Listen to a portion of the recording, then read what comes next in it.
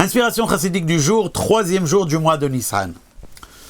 Le Rabbi Rachab, Rabbi Shalom Dovber, 5e Rabbi de Lubavitch, avait un rythme d'études personnelles très intense.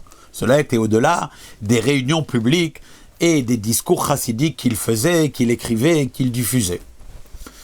Son fils, Rabbi Yosef Yitzhak, a mis par écrit l'ordre d'études personnelles que son père avait. Et c'est ainsi que le Rabbi Rachab étudiait chaque jour le Chumash du jour avec Rashi, récitait par cœur un chapitre du Chumash, un chapitre des Nevi'im, des prophètes, et un chapitre des Ktuvim, des hagiographes.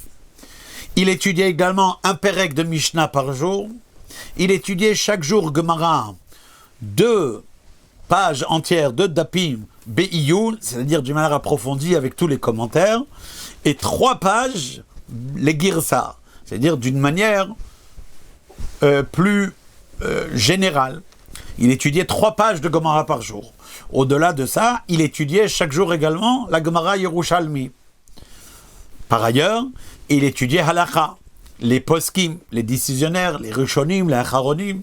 D'ailleurs, il disait que si Orach Chaim, ce qui parle de la vie du calendrier juif, Even HaEzer, le mariage juif, Yoredea, la kashrut, eh bien tout ça c'est des halachot qu'il faut étudier avec Kabbalat Ol, avec soumission. Mais lorsqu'il s'agit d'étudier Choshen Mishpat, les lois monétaires, eh bien là-dedans, il a aussi un oneg, un plaisir tout particulier.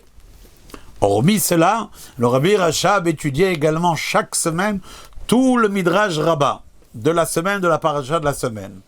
Et lorsqu'il arrivait que c'était une très longue paracha où il y avait énormément de Midrash Rabbah, eh bien il empruntait, c'est-à-dire qu'il gardait de côté une partie du Midrash Rabbah de la semaine qu'il complétait par la suite dans des semaines où le Midrash était plus court. Et tout cela, c'était son étude personnelle uniquement. Kol Tov.